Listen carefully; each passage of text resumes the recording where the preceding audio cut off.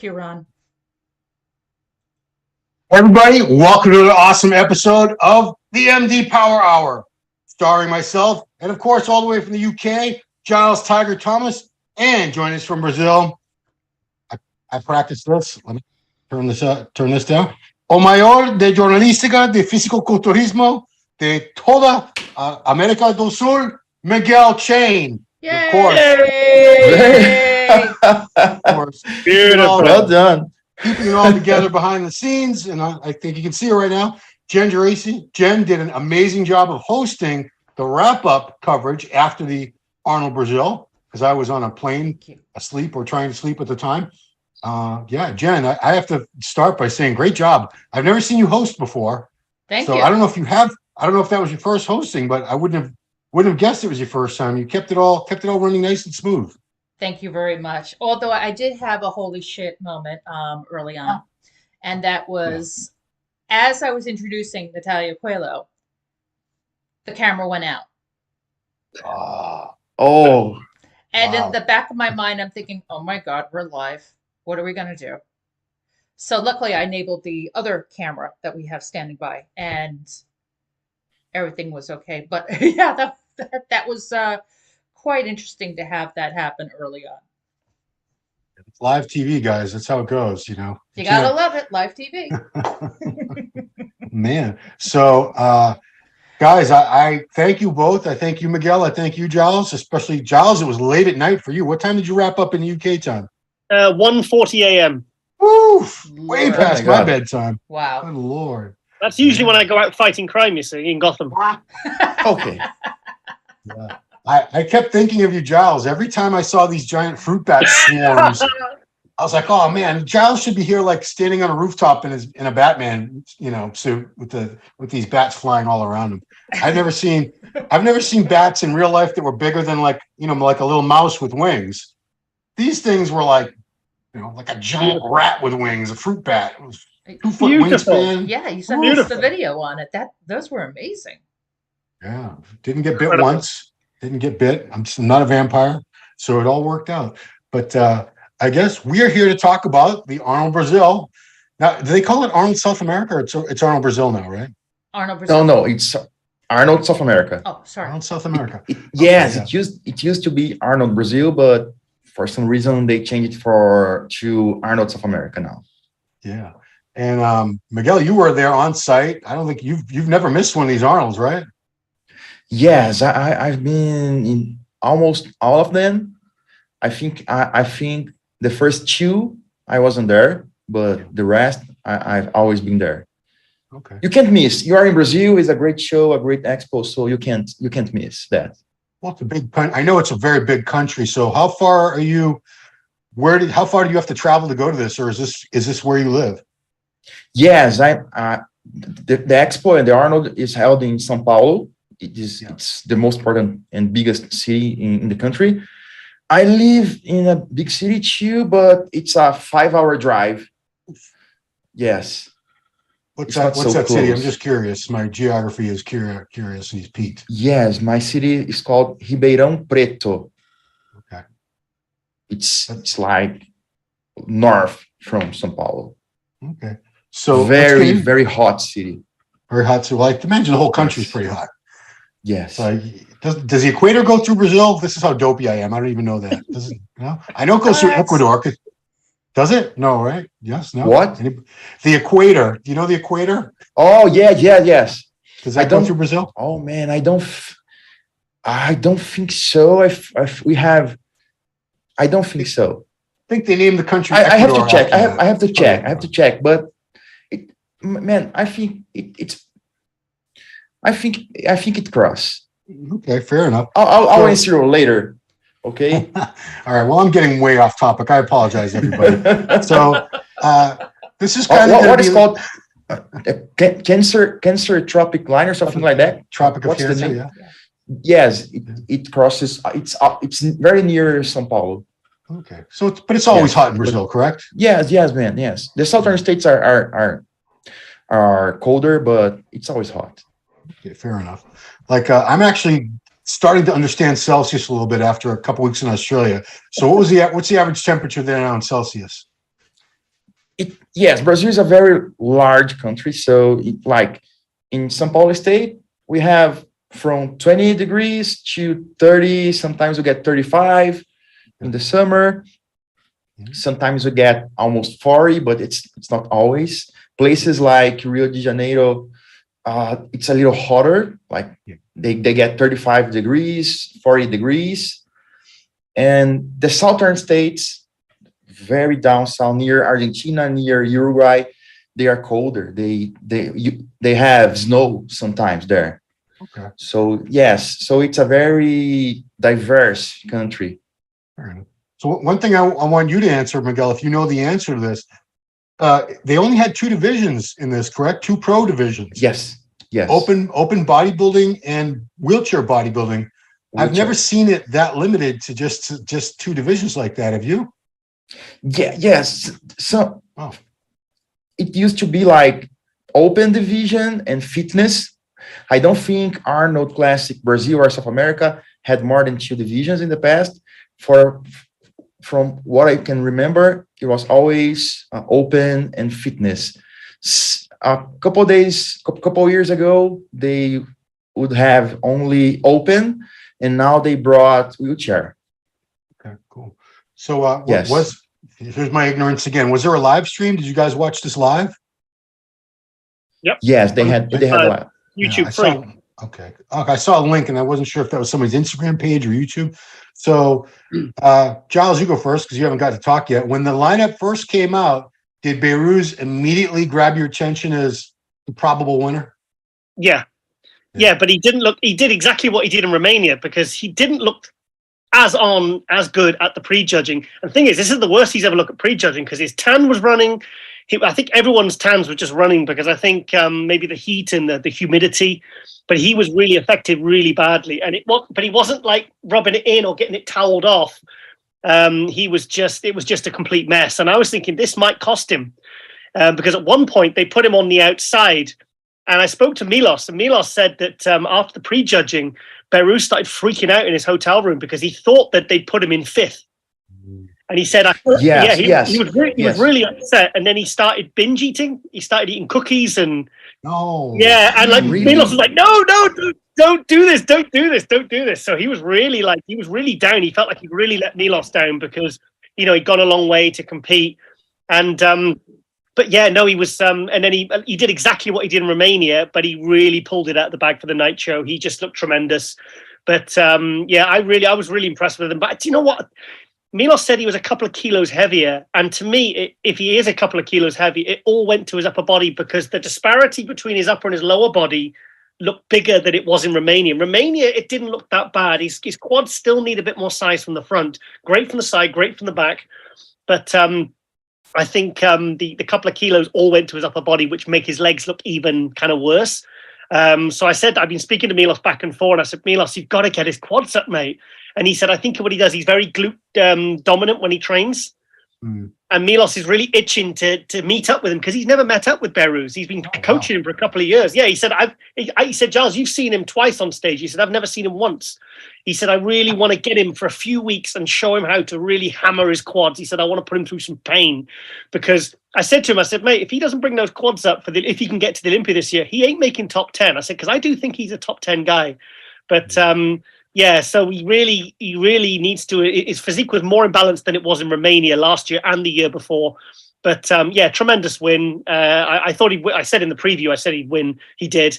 And but like I said, he really needs to get those quads up if he wants to do some damage at the Olympia. Yeah. So Miguel, I don't know how long you've known about this guy that was a runner-up. I've never heard this man's name before. Wellington Fernando Baptista from Brazil. So Miguel, how long was this his pro debut, or has he been a pro for a little while? No. He turned the callouts were a little messy, and for some time everybody was thinking, okay, Behrooz is he's not winning, and it's different for it like it used to be. And this guy Wellington, I know him for a long time. He turned pro last year at last Arnold Classic South America, but for some reason they held the amateur finals and overall. after the pro show. So he wasn't able to compete and to do his pro debut at last year's Arnold. So he made his debut 2 weeks later. Muscle Contest Expo Super Show. Yeah. That show, Victor Boff won and Wellington got second place. And they competed for in another show, and Wellington was behind Victor Boff again. And now he was ahead. He got better, but he's been in the scene for a few years. Yeah, Giles, how did you rate this guy Wellington? I still don't even know what he looks like. We're gonna show some pictures. I really like his physique. He's obviously a work in progress. He's a very young athlete, but I mean, actually, in terms of balance, he's got better balance than Behrooz. Like everything kind of flows, everything fits. I mean, he's definitely one to watch for the future because, I mean, to come in second and beat guys like Vitor and Joseph, and Amir, who was really on, is a real big achievement. And I bet he's really feeling very, very confident right now because I was impressed. I liked his flow. I liked his shape. I liked his condition. But, obviously, he's going to need a couple more years really to put the size on. But I think I need to go really compare I looked on his Instagram and I saw the video from last year. And I could tell straight away it was from last year because he was a lot smaller. So that shows you he's been making big improvements in 1 year. But I mean, he must be so happy with second place in a show like this. So he's on the radar. I don't know whether he should do any more shows this year. I think he should just take the second place as an indication that he's been seen now. People know how good he is. But he really needs to kind of shut it down now and, take a year off at least and come back, like 10 pounds heavier or something next year because he's got a really nice shape and a couple of years he could be deadly. Jen, do you have any video or photo of comparison between Behrooz and Wellington I could take a look at? As a matter of fact, we do. These are pictures that Miguel and his photographers sent us over from the Arnold Brazil the other day. So I'm going to put them on the screen now for all of you to watch. Hey, let's take a look. Great quads. I like his quads. Yes. Thanks. Wellington, I think, in fact, he's doing more shows. I think they are thinking about doing Kelly Pro. Okay. Wow. But yes. He could get a top 6, couldn't he? He'd get a top 6 maybe. Yes. I think if he's got a second though here, I just think I don't know, maybe it's good for the experience, but maybe I personally would just say, look, just shut it down, mate, because you're going to go up against different guys in these shows. I don't know. What do you think, Miguel? Do you think he should do more shows or would you like to see him shut it down, mate? Yeah, I think he has time and they want to. Brazilian guys, they have a problem. They you never have heard about him before. So Brazilian guys need to compete outside Brazil to make his name and to be more known and show their faces. And that's why I think they are going to compete. A lot of guys from Brazil are going to compete outside Brazil this year. And that's why I think they are doing that. Because, of course, Nescau his nickname is Nescau. It's like a brand of chocolate powder in Brazil. And yes, chocolate powder? Is that what you said? Yes, because his nickname is Wellington Nescau. And Nescau is a brand of chocolate powder because he loved to drink chocolate milk when he was young. Yes, we have those things in Brazil. Yes, we have. Everybody here has a nickname. Yeah. I don't have one, but you need one. You need a nickname, man. So this is him in the turquoise trunks here, the light blue. Yes. Okay, yeah. 232 pounds. Wow. And how old is he? Do you know? I think he's 28 or 29. Okay, that's still a young guy. Plenty of time. Yeah, plenty of time. Yeah, he compares very well to Behrooz, considering Behrooz is definitely thicker than him. But yeah, I see what you're saying, Giles, with the balance and the flow, the physique. Yeah. Yeah, Milos had texted me real quickly during the show, and he was, I think after judging, he was concerned that this Wellington guy might catch him just because of the tan. And I guess Behrooz was really nervous. He felt like he let his country down and his coach down. And, he was having a having a meltdown, Yes. as bodybuilders often do. It's a very stressful situation on contest day when things don't go your way. Yeah. So Well, Behrooz won straight first. Yeah, I saw that. What's your can I bring something up? Something that's really been, like I said, it started about a year and a half ago in the Pro League. Have you noticed the score sheets of 5-5-5, 10-10-10, 15-15-15, 20-20-20? Now that means that the other judges are taking direction from the head judge by where the head judge positions them. I wonder why this is, whether there's any point having a panel of judges if it's always going to be the clean scores. I don't know why. I don't know why that has started. It started at the Portugal Pro in 2021, I think, or 20. I'm sure it was 2021. And I noticed, I was like, I've never seen this before. So Yes. I wonder why. Why do you think this is? No, you can go first. Me? Okay. Oh man, I think because they have more pro shows happening. There you go. They have more new judges. They need new judges, and those new judges. It's hard to say, man.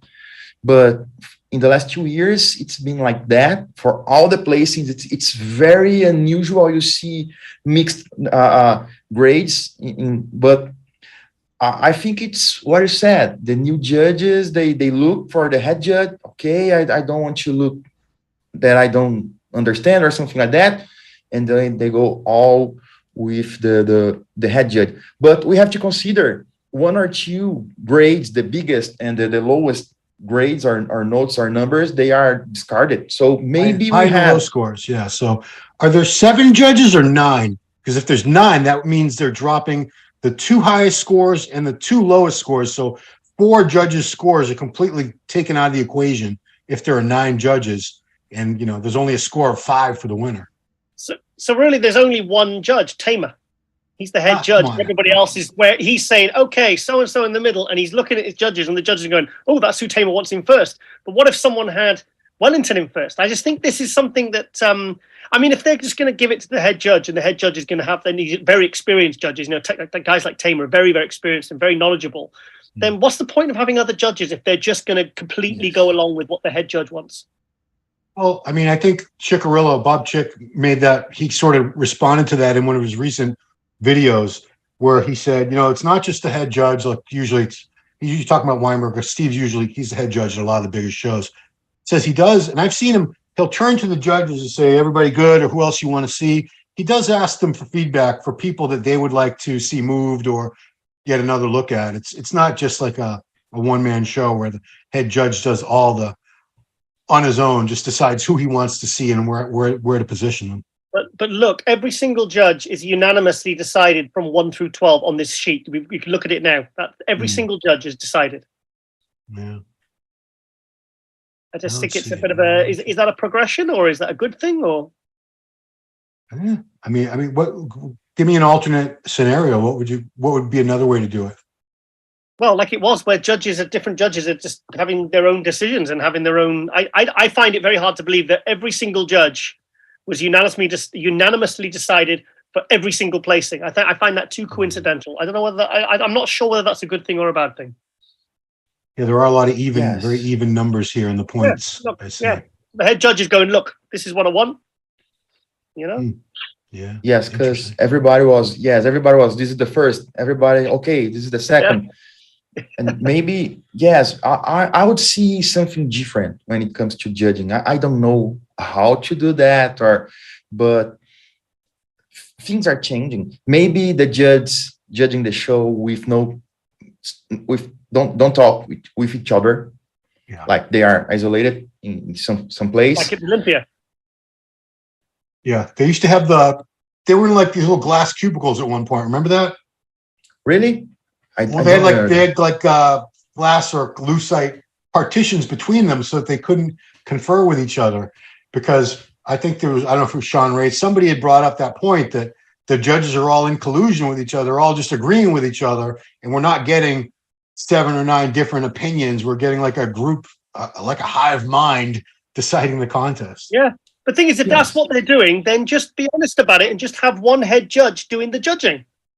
What's the point of wasting other people's time and just having them there if they're just going to make sure that the other judges go along with it? I don't understand the point of that. Good point. Very good point. Oh well, probably got myself banned from every pro show now. You'll never. What else is Probably. new? Guys, I've had a good run. I've had a good run. 28 years. I'm done. It is a good run, but I don't like leaving the house anyway. It's all right. I'll just stay. Giles, I'm gonna turn to you for your opinion on third place, because this is a guy that I think you were the first person to ever give him any publicity at all. I think you did it in the MD Global Muscle column, or Muscle Buzz. What's it called now? Global Muscle Buzz. Yep. Yes. Yeah, Amir Omeragic from Germany, he's still like only 23 or 24 years old at this point. 23. 23. Wow. Yeah, this kid's on the rise, as you would say in On the Rise media. But how do you see him? What improvements have you seen him making over the past couple of years? Because particularly with someone that young, we do see significant improvements from season to season. Well, I mean, I said in maybe next month's column, I can't confirm or deny. Yeah. I said the argument for muscle maturity with Amir Omeragic and Urs Kalasinski completely goes out of the window, because if you didn't see if you just saw his physique from the neck down, you'd think, okay, maybe he's 30, 35 because of the density, the conditioning. He's not got baby muscle. This guy has a legit physique. He can hang with anyone. He's big, he's dense, he's detailed. He's very, very well conditioned. He's got some really good shots. His riddle bicep is incredible. And he's kind of got no real weaknesses, and he's improving. I mean, I remember the big man weekend in November 2021 when Angel Calderon jumped into the Open 1. Well, Amir Omeragic was second in that. And remember, he jumped into our wrap-up. Me and Lauren were doing the live wrap-up, and then he jumped in, and I did like a semi-interview.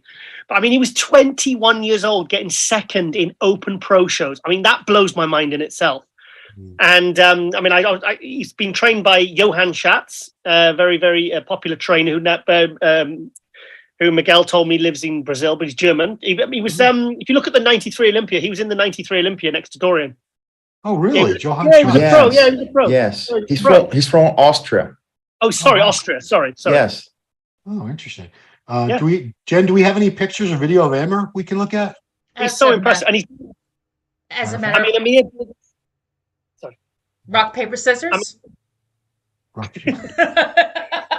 Yeah, so Amir got sixth in New York Pro last year, and I believe he is going to be doing the Cali and the New York Pro. But he's been in Brazil for the last 3 months, being trained by Johan. He's literally said he's done by myself.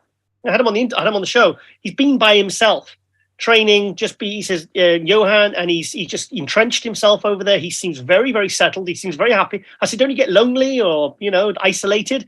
And he says, no. He says, I'm doing what I need to do. That's not him, Jen. Wrong one. Sorry. This is Gustavo. Yes. That's the amateur guy who won. Wow. He was Nico. Well, if you want to, 6 out of the 12 competitors were from Brazil. I'm just curious. Amir was on purple trunks. Okay. Purple trunks. Okay. Looks like Superboy. He's got the hair parted to the side. Superboy. He does. Yes. He does. He needs to get the dog, the Superboy dog.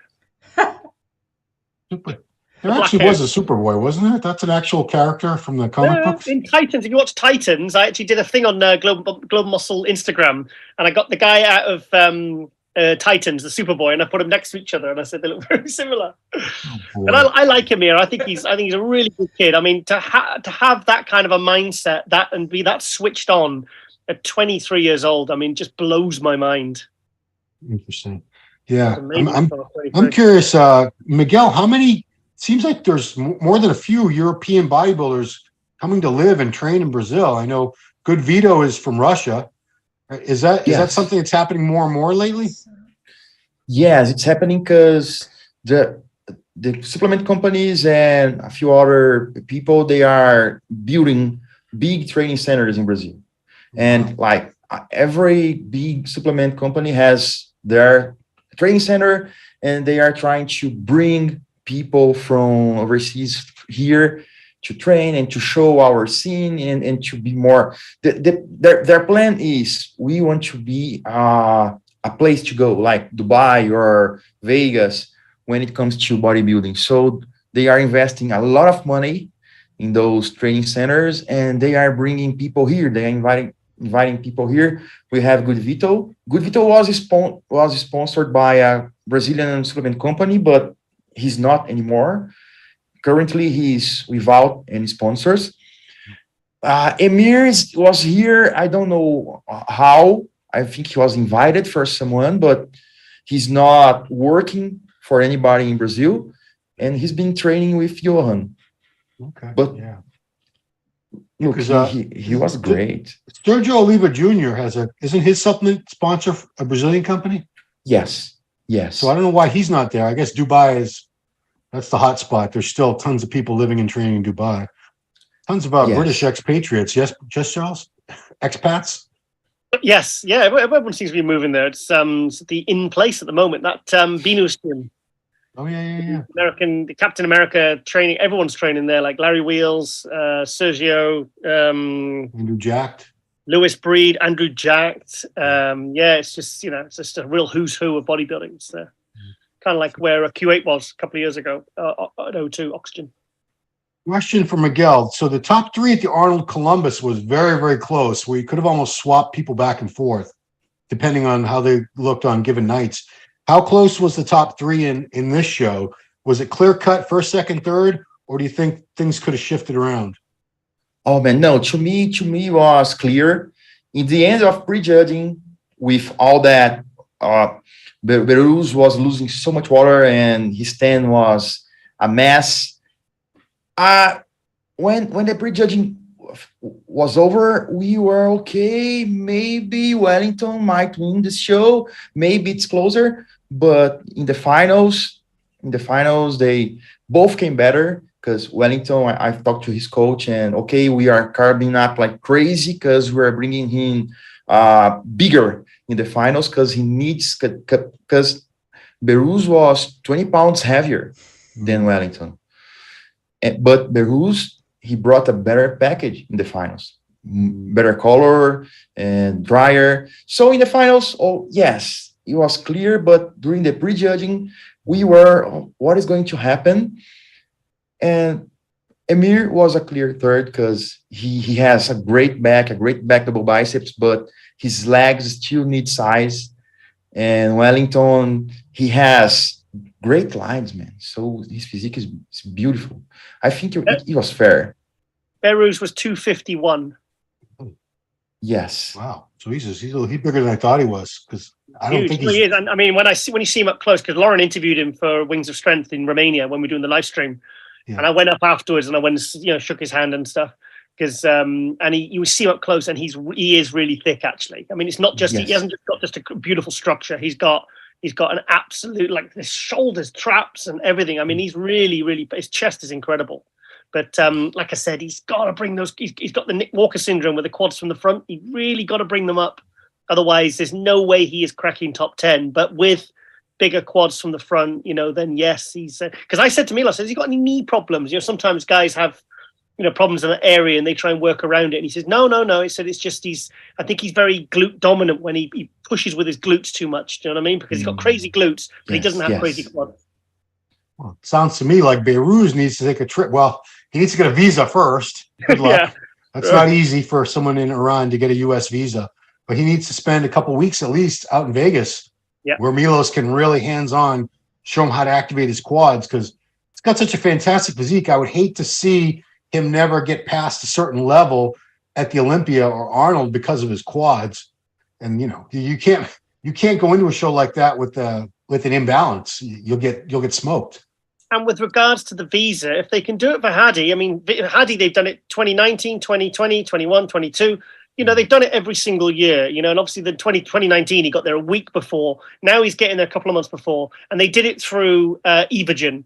But surely, I said to Milos, I said, can't you do it through your JYM supplement brand? Do something similar. Say you're sponsoring him, bring him in, speak to Hani, get him in exactly the same way. Because if Hadi can get over, then absolutely this guy can too. So, because otherwise it's just completely unfair. I feel like they would need Hani Rambod's help, honestly, because he speaks Farsi.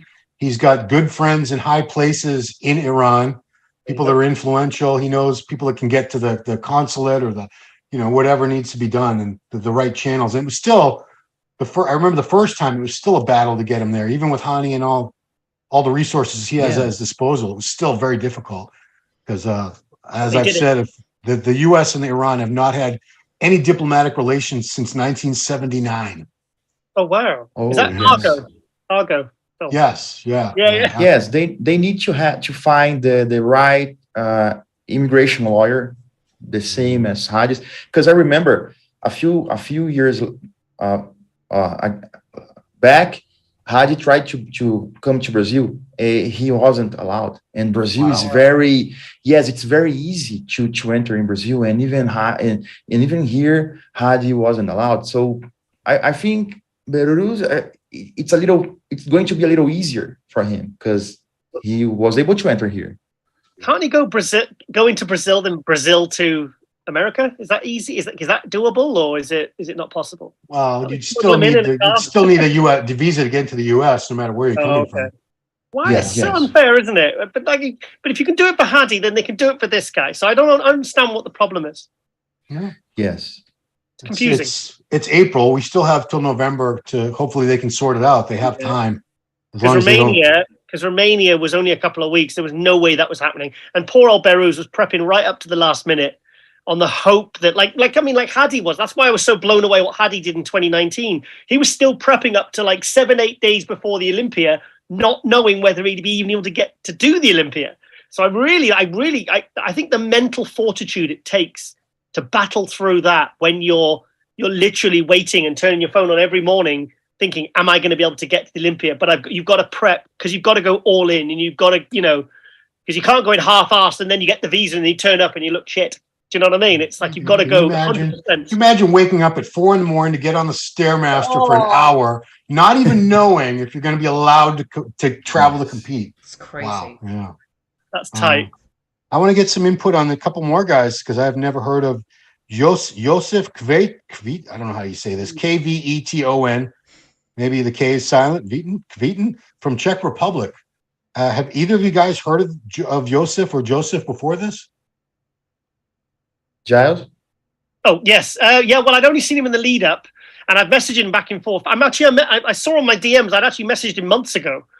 But I saw him on some of the pages on Instagram, and I was really impressed. And I was thinking, if this guy's physique translates to the stage, because sometimes you see him in one shot on a half a body or something, and they look great, but then you get up there and they don't have a back, or their conditioning is inconsistent throughout. But I've been talking to him back and forth because I tried to get him on Global, and he said, please, he says, can I come on Global after the show? He says, because I'm so exhausted. He said, I can't do it. He says, but I'd love to come on after the show. And I messaged him the other day and I said, mate, are you doing more shows or are you going to shut it down now? And he says, yes, we are doing more shows. I can't remember whether he said he's doing New York Pro or Cali. I'm sure it was New York Pro he said he was doing. But Jen was really impressed with him. She thought he was winning after prejudging, didn't you, Jen? I did. He was extremely impressive during prejudging. Yeah. He's not lacking anything. He's got condition. He's balanced. He's got some good shots. And I'm really excited to see him. I hope to see him at the EBLS Prague show in October, November, because I'll be doing a live stream again for that. But I love seeing new faces like him and Wellington. It's great to see these new guys doing well, second and fourth, So, but he's definitely made a splash here, and I'm looking forward to seeing what he does next. Okay. And I'm going to turn to you, Miguel, because Victor Hugo Boff was definitely a favorite going into this. I was looking at some of his progress pictures. He was looking fantastic, but I think I read some of your commentaries where he didn't quite pull off the condition 100% for this. What were your impressions of Victor at this show, Vitor? Yes, Victor. First of all, Josef was in person. He's very impressive, huge guy. And Victor, he did the Olympia, and he decided Milos is his coach. And I don't know why they decided to jump in the show 5 weeks out. Boy. So he wasn't prepping all those weeks. So 5 weeks out, okay, I'm doing the show. I think I might have a shot. And he was clearly behind the schedule. Sometimes we saw an update, and okay, it seems he's getting better. It depends on the light, but overall, I was a little concerned about him and about Wellington, because Wellington was very behind the schedule.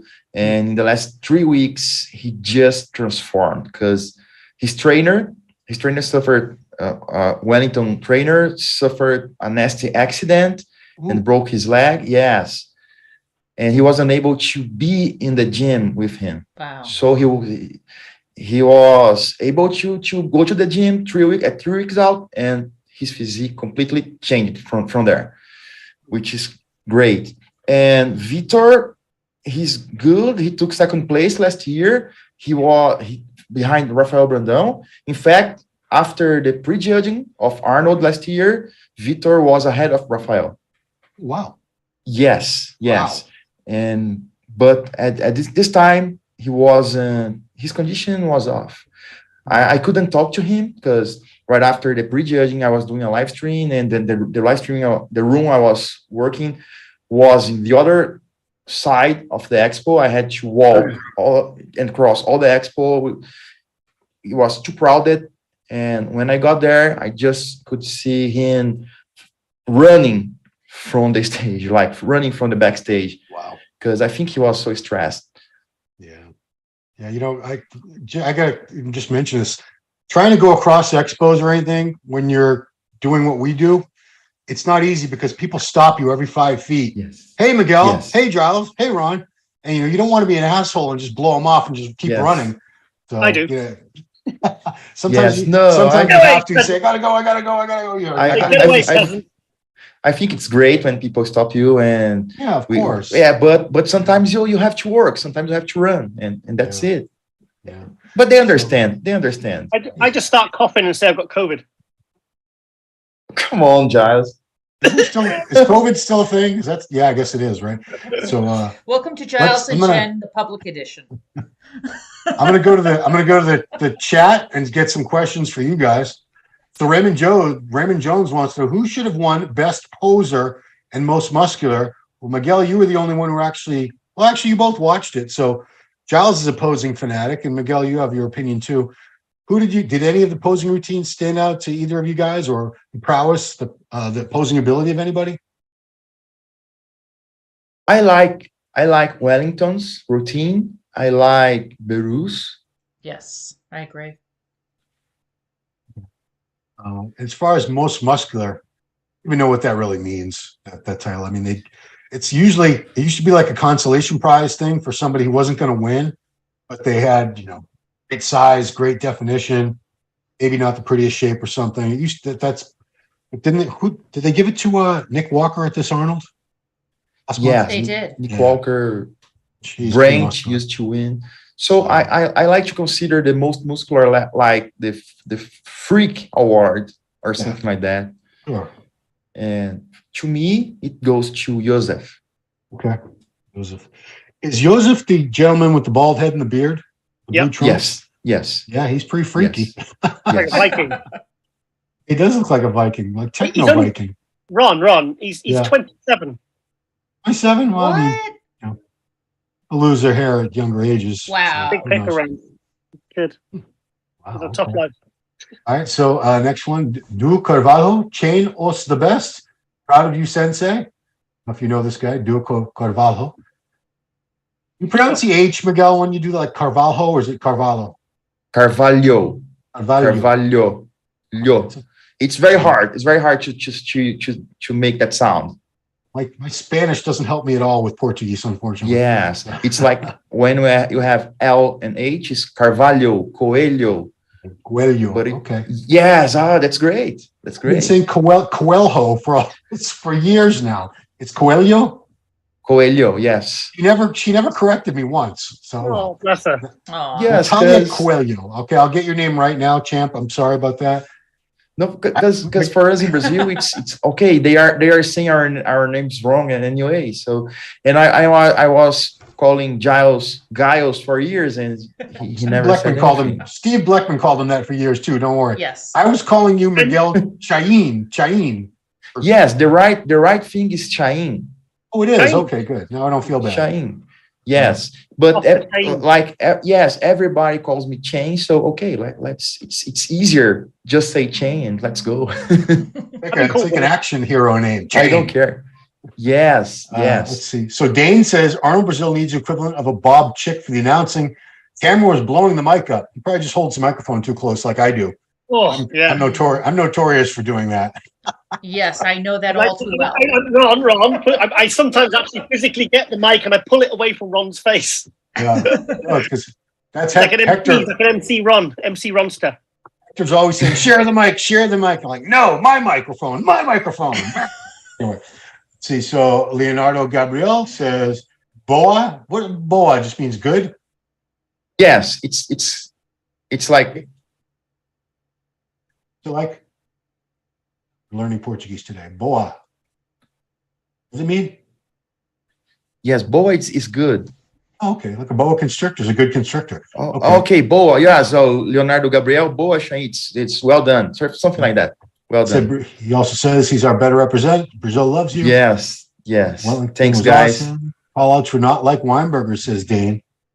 I don't know how you could quantify that exactly, but let's see. Raymond Jones says Tonio or Sergio will likely win Cali Pro. You're talking about Tonio Burton Jr. He's very good. Oh, He's another guy to watch out for. Yeah, I was definitely. like, yeah. Spoke to him last week. Mark says, I thought Behrooz won pretty handily, but he wasn't at his best. Far from it. At the finals, you said you both agree he looked better at the finals. Would you say he looked better at the finals here than he did when he won Romania or not? I would say yes. I preferred Romania, but the lighting and everything was better. It was different. I mean, I spoke to Milos, and Milos pretty much said, yes, he was like 1 or 2% better in Romania. So that's his coach saying that. So I would say that, yeah, he was. I don't think it's difficult with the lighting, but for me, like I said, there's a more of a disparity between his upper and lower body than there was in Romania. So Romania, I just think the night show, he looked perfect. I mean, I was going crazy when I saw him when he came out. He looked incredible, full and hard and separated. Everything was popping. His posing routine was terrible, and the music. I'm not sure if this can be done, but I have a YouTube video with images from the front, good quality. I don't know if it's possible. Sure. To put those images here. Yeah, you can share the screen. How far? I gave you. Okay. I gave you sharing capability, so you should be able to do it. Oh, thanks. Or you can give me the link and I can do it. Let's see your holiday snaps, Ron. Yeah. I got I finished putting up my whole Facebook album today. I saw Australia album. Dane says, "Who's the tan sponsor?" So many guys' tans were melting. Oh, I don't know if we want to say that. It's on. It's on. Oh no. Now it is coming through. There we go. Wow. Oh wow. Yes. I think those are the finals. I'm like 10 seconds behind you guys. You know what I mean? Let's see. I think I'm 10 seconds behind you guys for some reason for the screen. Yeah, he was definitely better in Romania. Definitely better. Okay. Not only by a couple of percent, but it was noticeable. While I'm waiting to see that, Mark also suggests it'd be great if one of you, or so any one of us three, could interview Stefan Matala. He has crazy potential. I don't know who that is, Stefan Matala. I guess he's trying Stefan Matala he's a French guy, classic. He's going to compete at Classic Physique. He just got his pro card. He won his pro card over Urs Kalecinski a couple of years ago. Okay. He's been in Brazil. He's been in Brazil last 1 week before the Arnold. He's great, man. He has a great physique. They call him the French Dino or something like that. Oh wow! Because he has round muscle bellies and everything, but he's a little heavier, and he needs to lose 20 pounds. He's already very lean, and then he needs to lose 20 pounds to make the weight. He's trying to do that this year. His coach said, "Okay, we are trying to do that. If we go to the Olympia, it's good. If we see we can't, we are going to open." I show him after. Yeah. So we're looking at the video from the Probiotica channel. You shot this, Miguel? Yeah. No. This is from Probiotica, and they are okay. They are kind enough to allow us to let us use their images. Oh, that was nice. Cool. So we're looking at Wellington and Behrooz here. Yes. Top two. The final comparison on the finals. Waiting for someone to say Wellington should go do Classic. Well, they have. He needs more from the back, doesn't he, Wellington? Yeah, I think he really got blown away from the back. I didn't realize until I'd seen this from the front and the side. I think because he's got much better balance than Behrooz. Nice, there's no nice flow, and he's got some nice shots. His side shots are nice, but his rear shots, he needs to put a lot of size on there to compete with guys like Behrooz. Yeah. Yes. Yeah. From the back, He looks great there. Great there. Great. Oh yeah, I see what you're saying. His back needs to be a lot thicker. A lot thicker. Yeah. It's the shape and the width is there. He just needs to thicken that back up. That middle. Chest. Yeah. He's got a great look though. Quad. Does he's going to go far. Couple of years. Yeah. Work in progress. Work in progress, as we say. Behrooz though looks phenomenal. I mean, not missing a beat at all in that final. It says he's like a smaller Brandao. Yeah, I can see that, but he needs to thicken that back up though. Agreed. He looks very, very undersized from the back. So Dane also, go ahead, Jen. Let me just interrupt for a second because I want to get into the controversy that was the subject of our thumbnail. There's been a lot of chatter online saying that Behrouz's shoulders look suspect, his quads look suspect. Obviously, looking at his physique as a whole, I think that he won totally on merit. He looks phenomenal. There's nothing suspect about his shoulders or his quads that I see, looking at a deep dive here. What do you think? What do you three think? I'll go first because I know Giles would have jumped all over this guy if he saw dodgy delts. He's like the police officer of dodgy delts in bodybuilding right now. Giles is. Hashtag it is. Hashtag stripy delts. Yeah. Yeah, because we love to see big round delts, but with actual striations, nice quality, deep cuts. I don't see that at all with Behrooz. I mean, I don't see anything that looks like, when they say suspect, they usually mean site injections somewhere. Right. Quads, if he was injecting his quads, I think they'd look a lot better than that. Trust me, guys. So, no, it's just people love to talk crap. I would call him out. I have no horse in this game. If I saw any weird, lumpy looking shoulders, like the way Hotties looked at those two Olympias, I would call him out too. I don't care. But no, Behrooz looks great. That's actual deltoid muscle. What do you say, stripy delts, Giles? Yep, I would say stripy delts all day. I don't see any problem with his shoulders. And you know me, it's something I zero in on every single time I see these guys on stage, because the thing is, he has got really good shoulders. There's no real shine on the side. There's no swelling. I mean, he could have a little bit more separation in his radial bicep between the three. We lost some audio. Giles, did you drop? I don't see any issues. I don't know who started this, but I've got no issues with this at all. Okay. None at all. You blanked out for about a minute. So okay. What did you just say a minute ago? I said it's bollocks. Bollocks. So we all agree that it is bollocks and BS and everything else that comes with that assumption. Yeah. No, he's just got very, very good shoulders. I mean, like I said, I could do with a little bit more detail maybe, but there's no Haddyism going on there. Miguel, agree or disagree? Yes, I agree. I think he's okay. I do too. I think he's okay. Where did that even come from? Because I mean, I could see if there was a little weirdness to them, but I don't see anything strange at all going on. You know where it came from? There was some chatter in the comments, and there was also some chatter on the forums, and they were like, oh, his shoulders looks like they have oil in them, and his quads looks like he's been injecting them. And I was like, why are they saying this? Are they saying this because they're upset that he won? Are they upset about the way that he looks? Did they really want Nescau to win over Behrooz? I mean, there's a lot of different reasons why the chatter happens, but the main thing was it was out there, and I wanted to bring it to the Power Hour to see what we thought of it and if we could debunk it. And I think we debunked it. Are you ready, Giles? Someone's talking crap about Samson. Giles should freaking kill him. He said Giles should talk about spongy, zero detail synth arms and shoulders of Samson instead of talking shit about others. Ooh.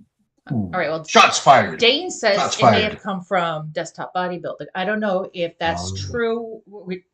That's allegedly, but people are entitled to their opinions. And yeah, to be clear, it says there it wasn't Xavier commenting; it was just people in his comments. Okay, people. When he was doing this. Okay.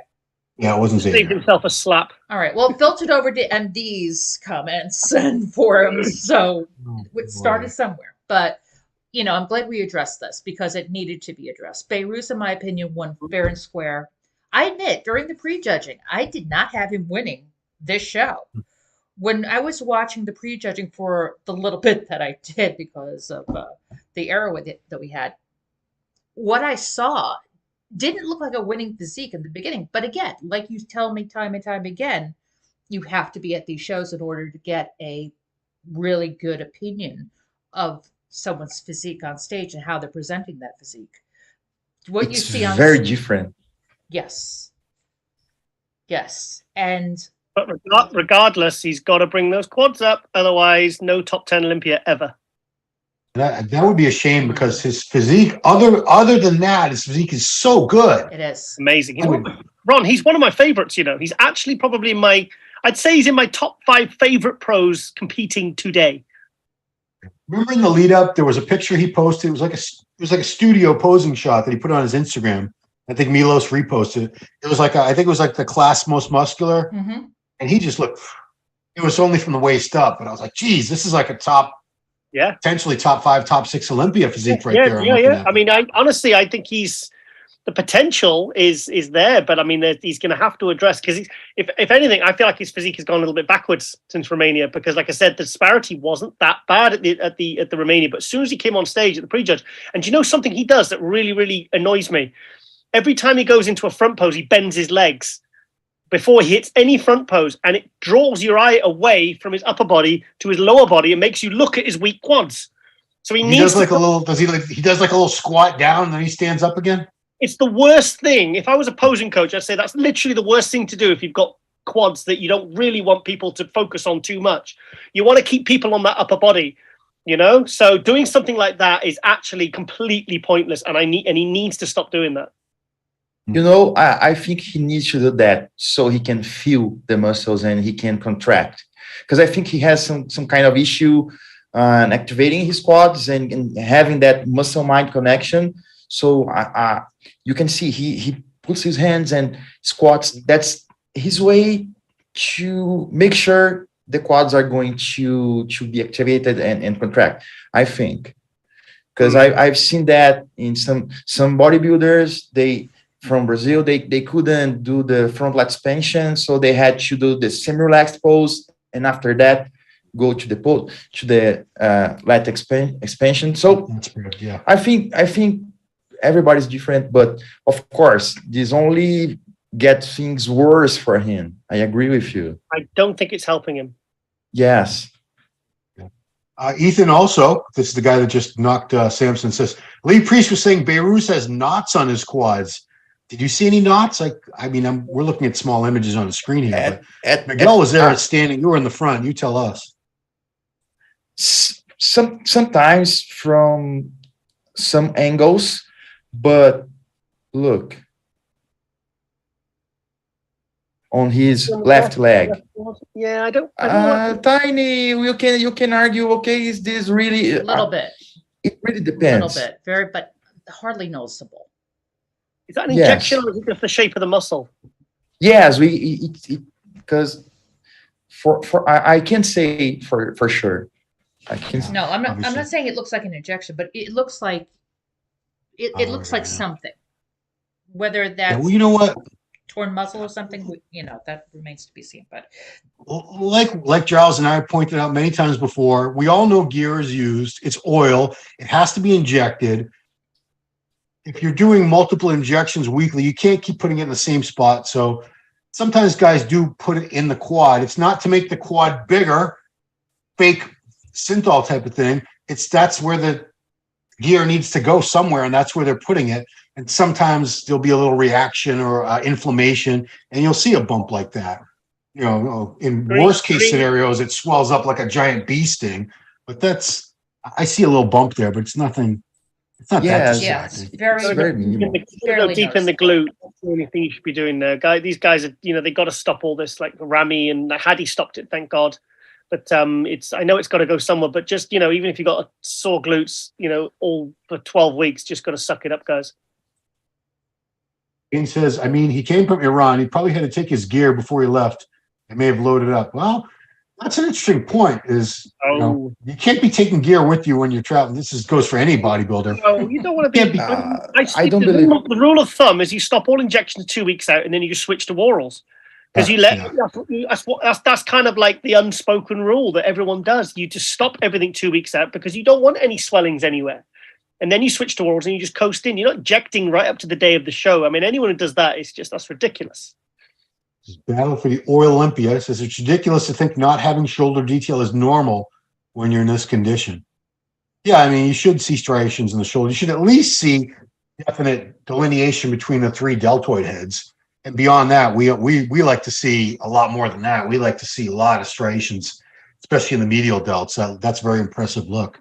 I just don't think he was as sharp as he was in Romania. Yeah. Yeah, I agree. This is not detailed and striated and everything. I just think maybe maybe came in a bit overspilled or something. Maybe just carved up too much. Because Milos, he likes to push the carbs and everything with the insulin into these guys. So maybe it's just he's And the thing is, don't forget he had that cookie after prejudging as well. There's some cookies and some whatever he had because he thought he'd blown it. So he kind of like depressed ate and then he confessed to Milos, and Milos was like, "No, stop." So right now, there's inflammation in the body, and then smooths them out. Yeah. Battle for the Olympia. One more thing he said: nobody cares if it's synthol or gear, and I agree. If it's distracting, it doesn't matter what caused it. It's distracting. But yeah, like I said, I don't think I see anything crazy on Behrooz to knock him on, and anything that's distracting like that. I just want to see bigger quads on him because what a beautiful physique. What a beautiful physique. With 25% more quads, this guy would be very, very dangerous at any level. Oh yeah. Tell you what also quite impressed me for the future is that Alan Bonadiman. Was he 7th, I think? Yes. Let's see. I like this guy. Brazil. I think 7th. He's tall, he's balanced, he's conditioned. He just needs more size. But I tell you what, if he's someone who can manage to keep throwing on the size, I think he's another guy that could move up in a couple of years or another year maybe. Because he definitely caught my eye. That guy. I don't know if you sent me pictures, Miguel. I'm going to go check real quick, but yes, I can show the video if you want to. okay. Yeah, if you would, Thank if you. you would do that, that'd be awesome. Rafa could have repeated, absolutely. Yeah, I agree with that, Raymond. And he's a very nice guy. Like Biko, what's his weight? Could he do 212? I don't know how heavy is this. Sorry. Oh, go ahead. We're still trying to put the video up. Who's Biko? Yes, he's the bald guy, right? Nice balance, nice shoulder to waist, nice quads. Wow. Yes. And he's actually very detailed. In this video, he doesn't look that detailed, but I've seen photos and like high quality photos, and he's really he's got really nice detail and kind of separation and quality, He's one to watch. Yes. Yeah. Yes, and he's improving his posing. He needs to improve yet, but he's improving. He's working with a posing trainer. Good. And he was circled him. Good. Yeah. There's a lot of bald guys. You got to be very specific. I'm glad you're using the mouse like a laser pointer. That helps me out a lot. Miguel. That's Miguel doing that. It's Miguel. Well, thank you, Miguel. What do you got though? Because no problem. I don't know No problem. what the heck I'm looking at. So he's to the left on screen of Amber right now. So he's second from the left. Yeah, very, very nice. Yes, I'd like to show Gustavo. Yeah, I'm curious what he looks like. Because Gustavo turned pro the night before. Wow. Pico. Yeah. He pulled the Pico guy. like a Xu Ming Yang. We're going to Gustavo Biko. The reason why I say that is because in Romania, Xu Ming Yang won in the amateur the day before it got his pro card, was in the Romania Pro the next day, and is placing Giles. What was his placing in Romania, Xiaomin? He was sixth. He was seventh, yeah. Biko, Miguel, what category, weight category was Biko in? He was, I think under 220. Okay. Under 100. I think so. But yes, he's going to compete at 2 and 2. He will do a 212. Okay. Yes, he's the guy with green trunks on the far right. Okay. Unfortunately, he was almost out of the screen. Oh yeah, that's what we said last year about Xu Ming. Is he was like 220, wasn't he, Giles, at that show? And he should have Could easily drop down to 212 and be a great 212. Not overnight. No, he couldn't do it in one night, but I could see him doing that. He's going open. He told me a couple of months ago he was going to do Romania again, but then I saw on his Instagram the other day that he's doing a show beforehand. I might have been Chicago. I might be wrong, but it was definitely a change of plan. But yeah, I mean, he's going to be coming back at like 2:30, so he's going to look like an absolute monster. Wow. Mostly, I always like when they do shows that I'm going to be at because then I get to see them. Yeah, they're in Romania. Go to Chicago. Awesome, man. Yeah, awesome.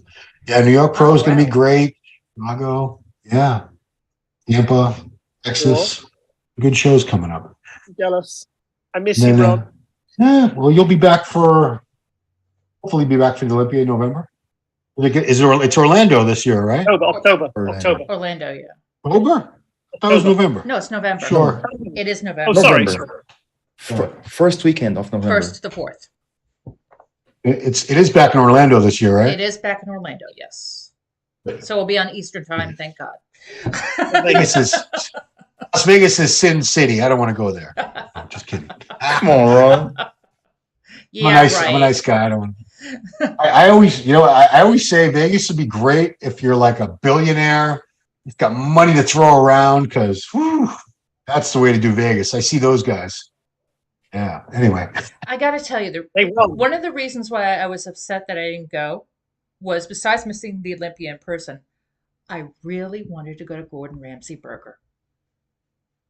Oh yeah, wasn't that that was in the hotel, wasn't it? That was at the Planet Hollywood. Yes, Planet Hollywood. Yeah. Yes, but it's always full.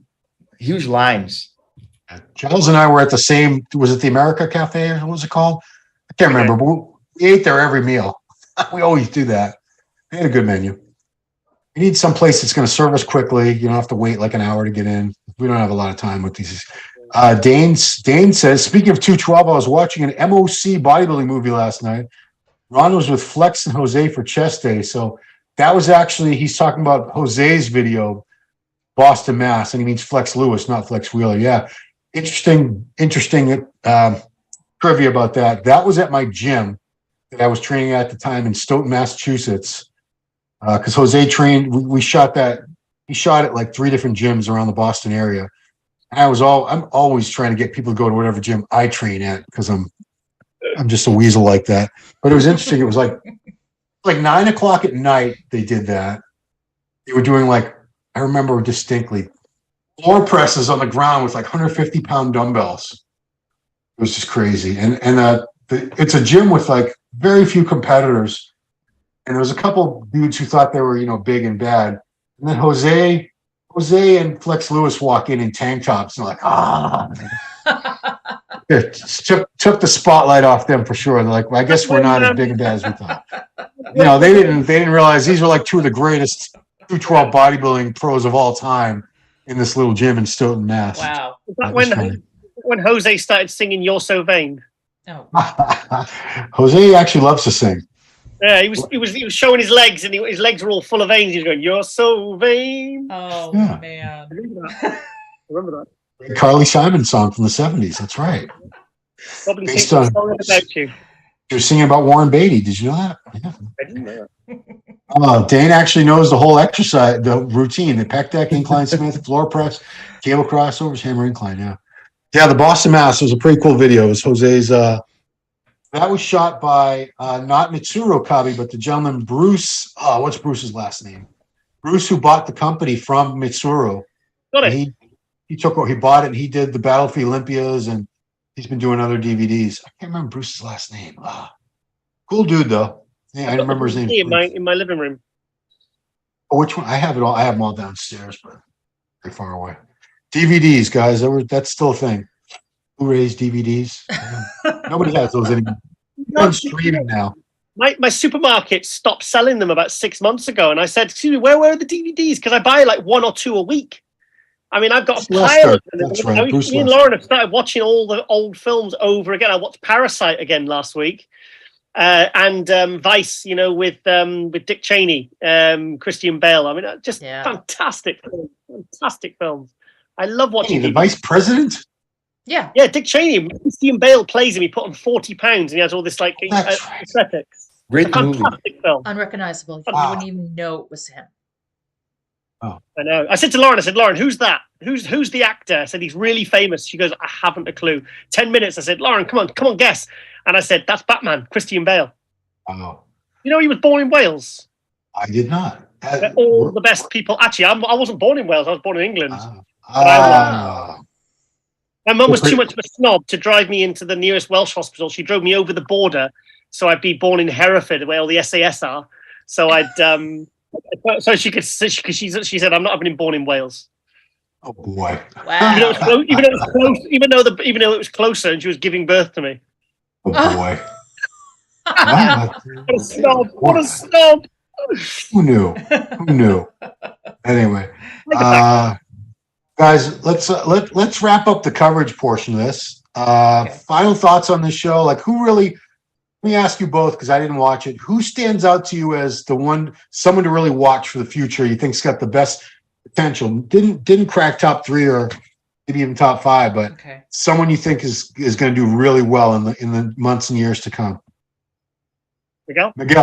Okay, I think Joseph is one guy to watch. Yes, I agree. And I think Wellington too. He's going to be good. Let's see. Yes.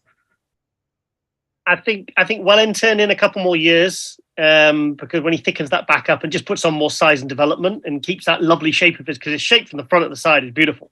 He's got a really nice physique, but like I said, Behrooz made him look like a little boy from the back. But I really rate Amir because, I mean, come on, that kid at 23 is absolutely, he's got it up here. He's a really smart kid.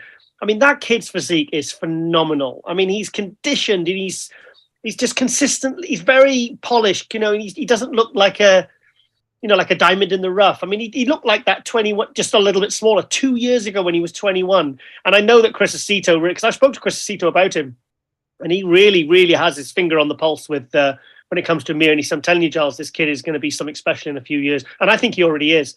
And also, like Miguel said, I really rate that Joseph as well. I mean, at 27, he's already making pro debuts and making a splash. I mean, no one would have argued if he'd have been higher. And very complete, very detailed, very conditioned, nice stripy shoulders, everything's stripy. And I like him. I think he's. I'm going to keep an eye on these guys. I'm definitely going to get him on Global as well. Here's a good one from Ethan 007. What do you guys think about Sergio Oliva Jr.'s insinuations on how he could have walked away with the Arnold Brazil had he been able to compete?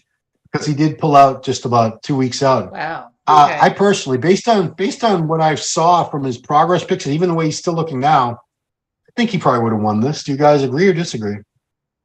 Does it matter? He didn't do the show. He pulled out. It doesn't matter. If he actually said that, that's actually really disrespectful to the competitors that did turn up. Because I don't care. No, I'm sorry. That's really disrespectful. You shouldn't say stuff like that. I mean, maybe what he said has been taken out of context, and he didn't say that. But if he actually publicly stated that he would have walked away with the show, then I'm sorry, but that's really that's a dick move. Yeah, and just to make it clear, we don't know whether he said that. We're going off a comment here, so exactly. But if he has, then he needs to stop saying stuff like that because that's really annoying. But if he didn't, then fair dues. But I don't know. It's kind of like you got to be in it to win it. It's pointless to speculate, but maybe he just needs to focus on the show he's actually going to do. Go. Yes. In fact, I had a little of an argument with him last night. Or last 2 days about that. Really? But yes, man. Yes. I think guys have to compete so they can say things. He said that, okay, I was kidding, and the fact is I wish I was there. But, okay, fair enough. Yes. That's fair. Yeah. I mean, I'm dying to see this guy compete again.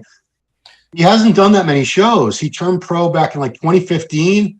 He didn't start competing until 2017, won New York Pro, his pro debut. He's only done a handful of shows. Was he third at the Arnold a few years back? No. Well, the year after he did the 2 shows, and he got second to Michael Lockett, and then he got second to Alexis Rivera.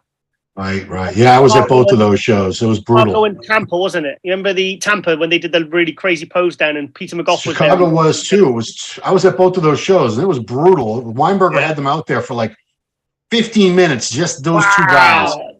They were like, it was like, I love it. Who's going to be the last man standing? Who's going to drop? Sergio. Oh, he came you could have flipped a coin and both times he didn't get it. Yeah. Dane pointed out Sergio hasn't been at the Olympia since 2018. Hard to believe. Yeah. That's crazy. Do you remember when Nathan DeAsha got on the mic at the press conference and he says, Sergio, why are you here? Why are you here? You didn't even get through on a win. You got through on points. And in fairness to Sergio, he completely destroyed Nathan because he came back. He fought hate with love because I know Nathan was trying to get a bit of, because you know what these press conferences like, they can be so shit. And he wanted to stir it up, and Nathan was trying to get a bit of smack talk going. Probably friends, I don't know. But it seemed like he was trying to have a bit of argy-bargy. But I really loved it actually and then Sergio came back to him and he completely destroyed him. It was very entertaining actually. And I wish that was kind of, those sorts of things happened in the press conferences. Otherwise, we probably wouldn't have this new weird format we've got at the press conference at the Olympias, because when it goes like that, it's actually quite fun, especially if they're, maybe secretly they're in on it, but they're kind of going for it, That was a very good Liverpool accent. You pulled off there, Giles. I spoke to Nathan today, actually. I'm trying to get him to come up to the studio. I want him in the studio. I said, Nathan, mate, because he was supposed to turn up last year, and I was waiting. He didn't show up. So I didn't speak to him for a year. Wow. How far are you from Liverpool, Giles? He's just over an hour away. Oh, okay. That's not bad. Oh, it's close. But he's lost his license. Driver's license? Driving license.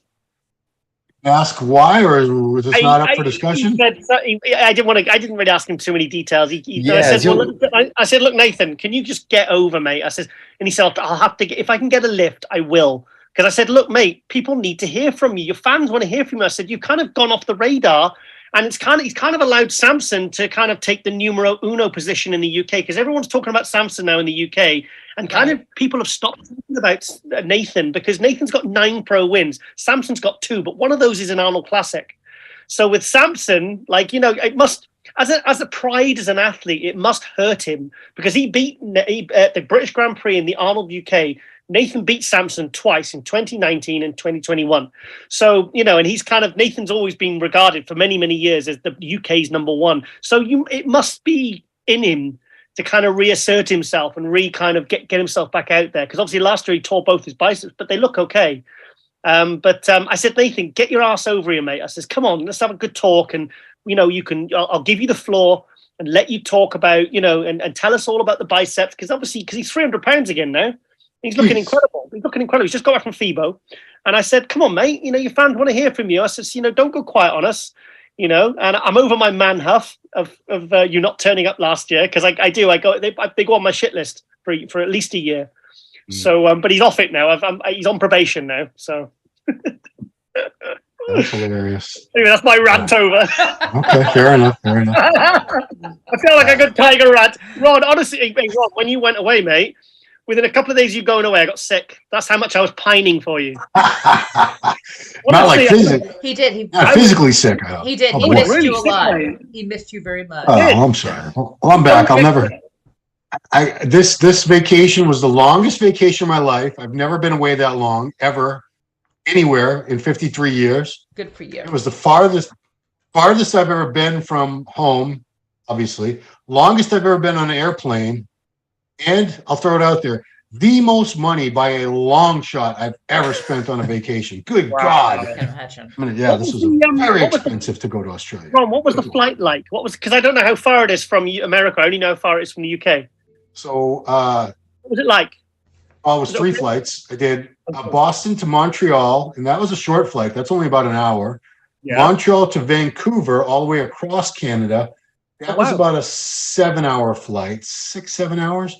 Ooh. That was just a warm up. The real flight was Vancouver to Brisbane, 14 hours. Woo! 14 hours stuck in a little chair. Oh. What was it like? Was it okay? Or? I mean, the flight crew did a great job, but being confined to a little chair and not being able to walk around, and it's rough. I mean, it's a necessary evil to get that far to cover all that distance. But man, I don't want to take another flight like that for a very long time. I don't mind it. I don't mind those flights. Yeah, I did. just watch loads of movies and get myself into a very relaxed kind of sleep state. I can't sleep. I can't sleep on planes though. That's where I get screwed. I cannot sleep. I try. I'll sleep for like a minute. Actually, I should say the flight over, because it was nighttime. They did have the lights turned off and most people were being quiet. I did have an annoying kid over here that wouldn't shut up. Oh man.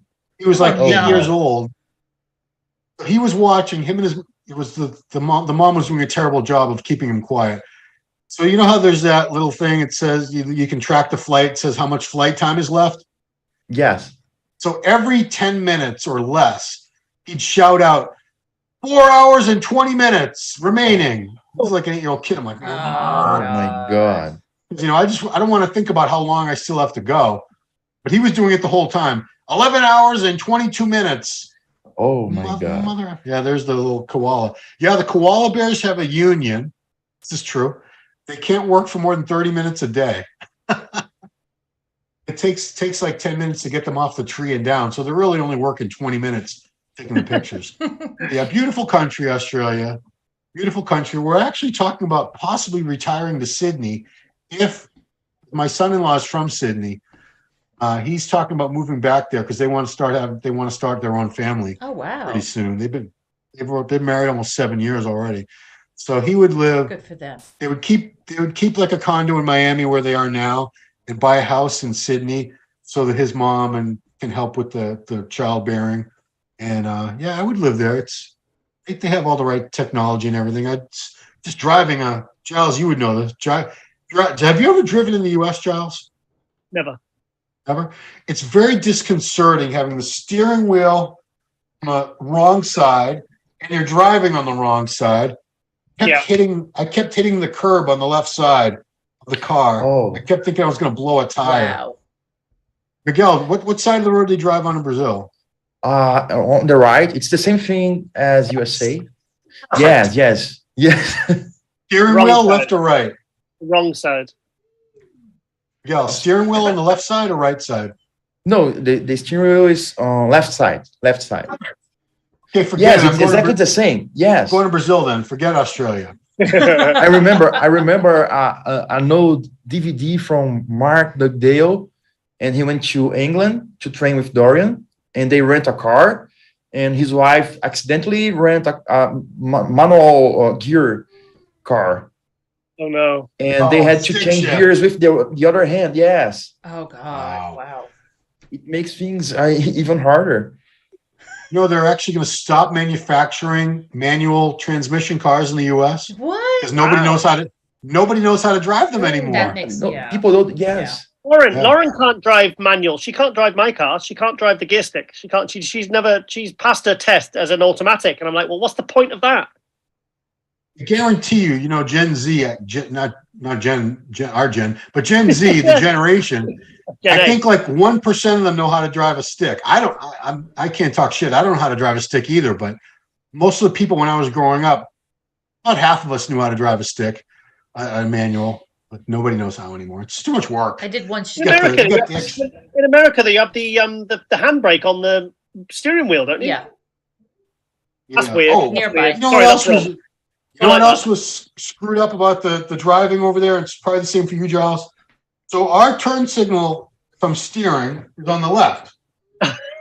And the windshield wipers and all that is on the right. So every time I'm taking a turn, just instinctively, I went like this or that, and I would turn on the windshield wipers. Janet's yelling at me. She goes, "That's the wipers." I'm like, it's like an instinct. I don't think about it. It's just I keep doing it over and over again.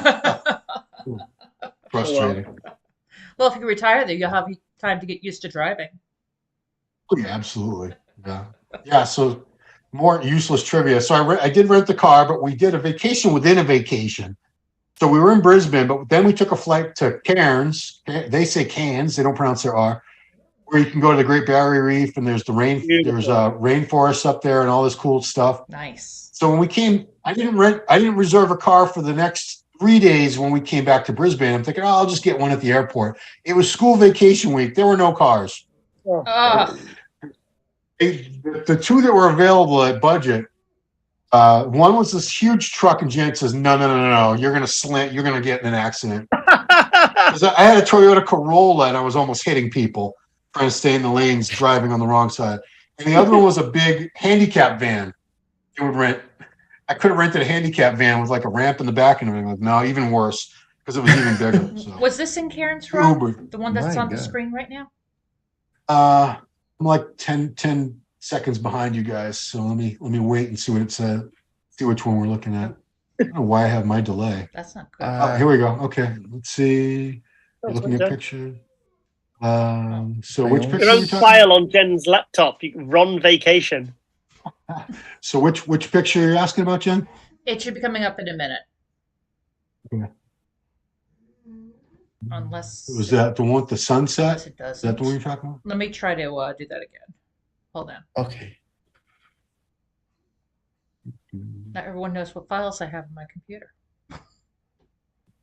All right. Old. I stopped collecting all the bad files on my computers a long time ago. Worried about the big brother spying on me. Well, this is Every time you click. this is the work computer, so it's not got those kind of files here. But Gotcha. Yeah, I still don't see the picture. Oh well, but you should see it in a minute. Beautiful Cairns picture. has the world's oldest rainforest.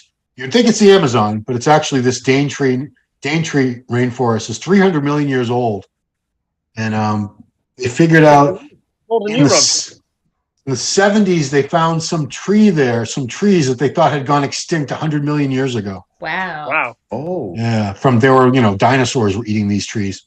Yeah, so that was the dive. We did a dive trip, Great Barrier Reef. They went to 2 different locations on the reef. Took about an hour to get out there, and then an hour to the second location. So Christian did scuba the first round and snorkel the second round, and Jen and I did snorkeling on both because scuba's a lot of work. I Yeah. love scuba diving. It's amazing. Do you feel like your ears are going to explode? Yeah, I like it Oh. though. It's funny because you go down and then you look up and you're like 30, 40 feet down, Wow. and then you start swimming around, and all of a sudden you see people walking past you and you're in about a foot of water. It's like because you're just constantly looking in front of you. You're not looking up. Do you know what I mean? And every time you do, it's a different height. I loved it. And time passes. It's a very relaxing way to spend time. I did it in Cyprus a few years ago. I loved it. It's beautiful. Yeah, I've done it. I don't know. I wouldn't do it. It's a lot of work. I did notice at least half the people on the trip, we had about 60 or 70 people on the boat with us, and at least half of them had waterproof cases on their iPhones, and they were filming underwater the whole time. Wow. Yeah. I didn't even know that was a thing. Hey, look, Ron, I got an iPhone 14 like you now. Oh, I have a 13. 14's the newest one, right?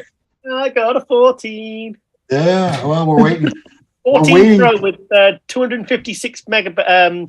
I said, guys, I got 6 years worth of photos on here, and I said, can I get because I had the 128 and I went for the 256 because it was my old phone was full. So I said, go for the big one. I'm going to wait until this phone is paid off. I don't know how many more payments are left. And then Janet's going to take my phone and I'll get the next one because she's got like a 7. So she's Wow. way behind. Oh, Wow. yeah. She needs an upgrade. 12 and a 14. She hates taking pictures. Like, these pictures look like crap because Christian has a 14. Our pictures look so much better than hers. She's like, I'm not even going to take any more pictures with my phone. These are horrible. Anyway, guys, you want to wrap it up? It's been an hour and a half. Sure. So I want to thank you. I got to thank you guys again for covering the Arnold Brazil last weekend My pleasure. in my absence. Even though I was dying. Yeah, you were dying, and special shout out to Giles was Jen like- for Jen held down the entire fort while I was gone for almost 2 full weeks. It was 2 weeks actually. So thank you all so much for doing that. So I didn't have to worry about trying to. Because the time difference was horrific. I was 15 hours ahead of East Coast time. Wow. And so yeah, it's just I'm still trying to get used to my body back on a normal schedule. My body clock. I'm almost there. I think one more day I'll be good. But Cool. Thank you so much, Giles Tiger Thomas, Miguel Chain, Jen Gerisi. Of course, all you viewers out there who joined us on this live. We like doing these things live. We like to be able to interact with you guys, get your feedback. If you're not subscribed to the channel, subscribe to the channel. What's wrong with you? Come on, it's free. Like the video, share the video, and that little bell thing, the notifications, turn that on so you know when we're putting out content. We have so much great content on this. Giles does 2 shows. Giles does Global Muscle every Wednesday. His lovely partner Lauren does the Buff Bombshell show. That's back on. You can check out that recent episode. Miguel Chain does Brazilian Beat every Thursday. We put that out typically. Covers so if you're fans of Brazilian bodybuilding, fitness, figure, wellness, all that stuff, nobody covers it like Miguel Chain. He knows it inside out. All the competitors, all the promoters, photographers. He's got that scene down pat. So thank you, Miguel, for covering that market. It's a huge, huge market. As you guys know, Brazil is on the rise. So many great champions in every division coming out of Brazil these last few years, and it's only going to be more. And that's it, guys. Thank you so much for watching this episode of MD Power Hour. We will see you next time. Harris out.